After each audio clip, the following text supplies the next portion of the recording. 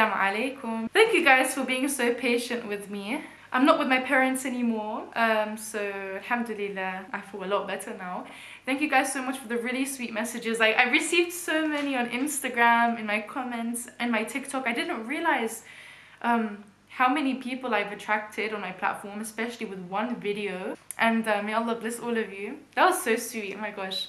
Anyway, today actually I wanted to make a video in regards to the New Year's because I feel like this year should be like a year for healing and self-development, which I know everyone says is every year. Like before the New Year, everyone's like, I'm gonna do this and I'm gonna do that. But none of those years felt like that for me. It just kind of felt like survival mode for me.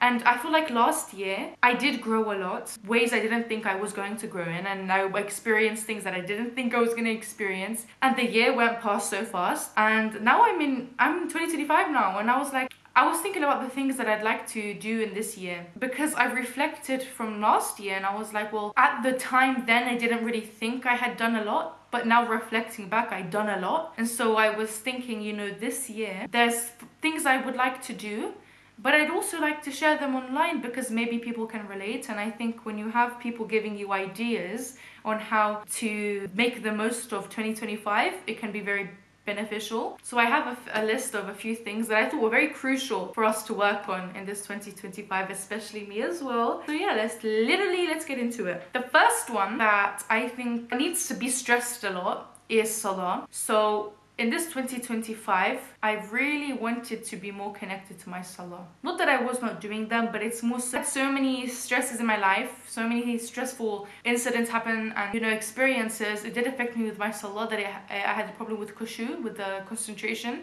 And so I think it's very beneficial for every Muslim to put this at like number one on the list, is working on your Salah.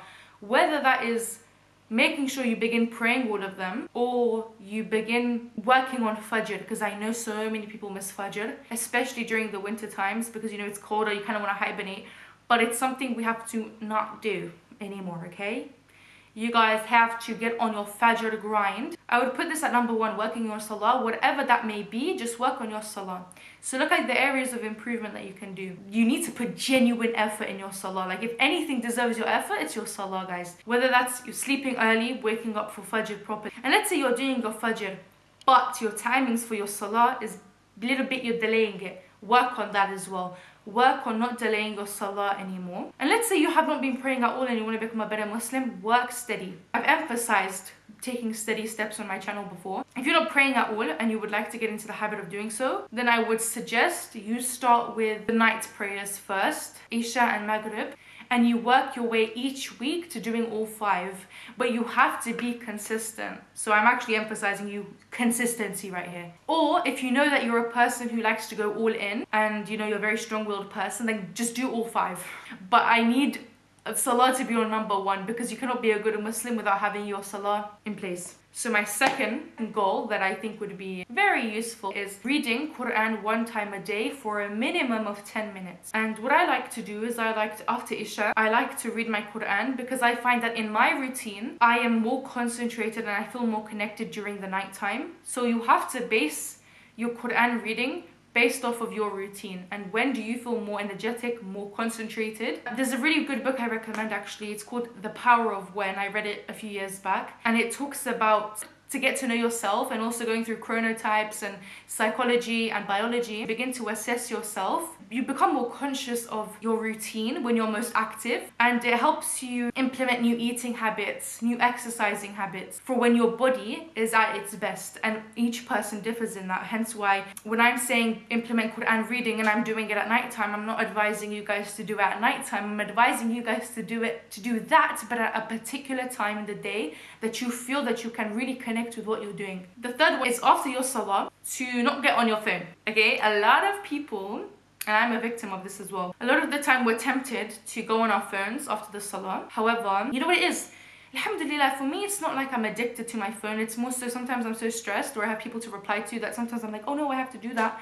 But sometimes we need to calm down. Sometimes we kind of need to calm down and realize that, you know, by us rushing things, we're kind of ruining our nervous system, and we need to kind of take a chill pill a little bit. The third point goes as after your salah, do your dhikr. Astaghfirullah, Allahu Akbar, subhanallah. If you cannot do it every time after your salah, at least the bare minimum is 1 time. But if you can do them for all of them, that's like amazing.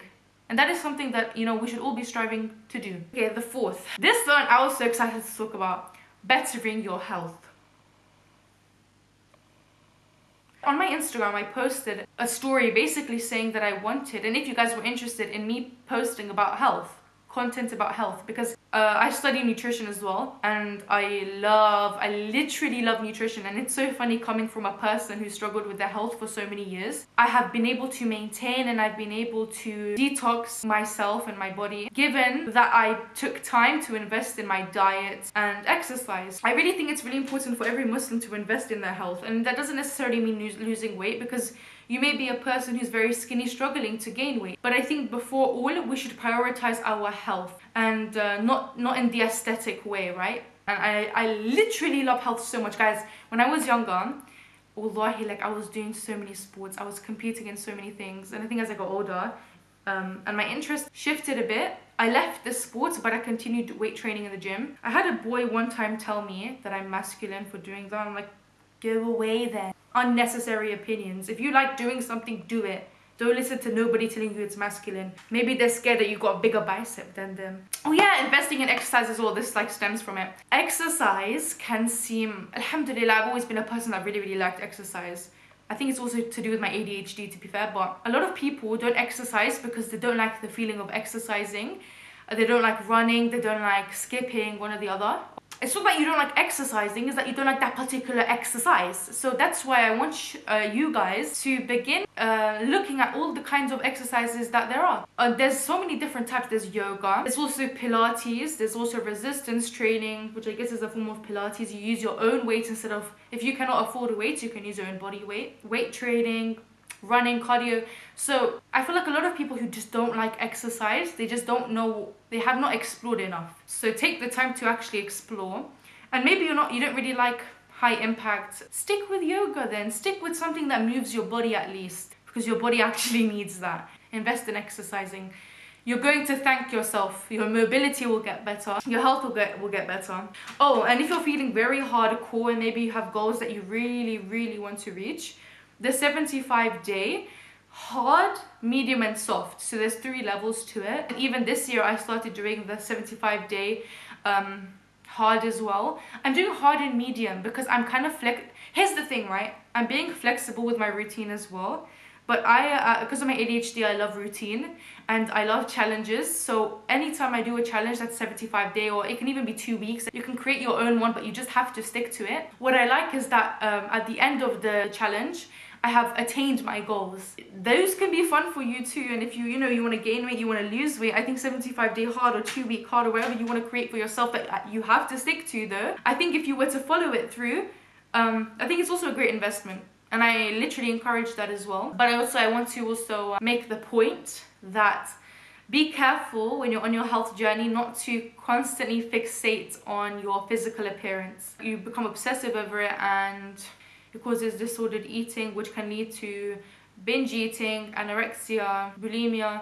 So rewire your mindset that it's not just for aesthetic purposes, that it's more health-wise. I'm actually really glad I'm making this video. Number 5, we should work on setting boundaries for ourselves. For example, if you know you have certain friends, certain family members who make plans during the times of your Salah which result in you missing your Salah or delaying your Salah, you should have a boundary there. You should begin putting boundaries like, guys, if you want to go out and you give them a specific time frame, if they can't meet that time frame, you have to prioritize your Salah, unless when you go with them, you're able to pray your Salah. But even then, you should have the boundary that if you go with them, you are able to pray your Salah. And it doesn't have to just be boundaries in terms of Salah, it can be boundaries in general, whether that is the way people speak to you or boundaries of personal space. I know that in 2024, I allow too many people to disrespect me, guys. So, any boundary that, helps you and doesn't allow anybody to take advantage of you. 7 would be try out new hobbies. Now we're getting to more of the basic kind of goals. I think for 2025, it's so important that we try out new things. I don't know if it's just me, but 2024 was so hectic and life felt literally like I was in survival mode. Like I did not have any time to enjoy myself. But this year, alhamdulillah, now seeing where I am, I think it's very important that we begin investing in ourselves, and that can be through hobbies. I love reading. I love cooking. Oh my gosh, if you know that you like cooking but you don't do it as often, get into doing that. Again, I really want to emphasize pushing yourself to do it, because the reason why a lot of people have goals or things that they want to do that they end up not attaining is because you do not push yourself, you procrastinate. And so I really want to emphasize forcing yourself to do things, because you cannot get anywhere if you do not challenge yourself. The same with the Salah, like you will be held accountable for not challenging yourself to get up for Fajr, for example, right? So when you're older and you look back on your life and you've done nothing with it, you will be held accountable because it was from your own actions that you could not attain that. And this is just speaking from general point of view, because obviously there are some cases where you literally can't. So I'm not speaking about those cases, just to make that clear. So I feel like my eighth and ninth points, they kind of tie in together. But my eighth was working on your inner child to heal it. And my ninth was to work on certain characteristics and leave the past behind. So they kind of tie in together for me. Also, this really resonates with me. Hence why I left it for last. With your inner child, a lot of people who've been abused or grew up in toxic households, there were certain things that we would have liked to do that we did not get to do. Or there was we wanted the love that we did not receive, so we now can be the love that we've always wanted. We don't realize how much we like doing these little children activities until we actually end up doing them. It's actually really fun. And also being the love I never received.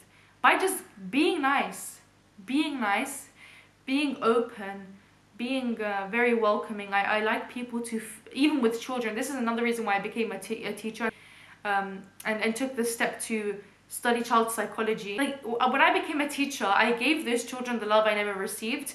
One, by helping them, by playing with them, by emotionally connecting with them, by helping their cognitive development, by reaching all aspects of development for them and helping them exceed in it and excel in it.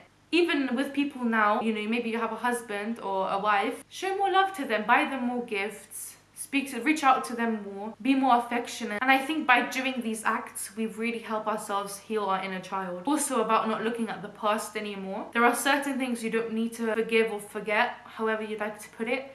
But there are certain things you cannot let them rule over your life anymore, because they will affect your progress in further things. So I think it's very important that you reach the stage of acceptance with your past traumas, and you accept that that's what happened, but it does not define you, and you begin to move forward. I think it's obviously a process. It's not going to take a few days. Maybe get a counselor for this, a therapist, whatever it may be, but work towards, you know, not allowing yourself to be defined by your past, because the more you look back on it and the more you reminisce upon it, you allow it to define you, and that's not who you are anymore. You were a victim, but that's not who you are. And also reflecting on your characteristics, such as maybe being a bit more patient, maybe being a bit more loving, because I know that a lot of people who have also struggled in environments that weren't so nice, they're a bit colder, they don't really like to show affection. And I think it's good to work on these things, because the people around you their love language may be affection, and so they need to work towards your love language and you to theirs. These small little changes that we, you know, obviously put effort to change and become conscious of, they make very big differences. So yeah, may Allah bless you all. Assalamu alaikum.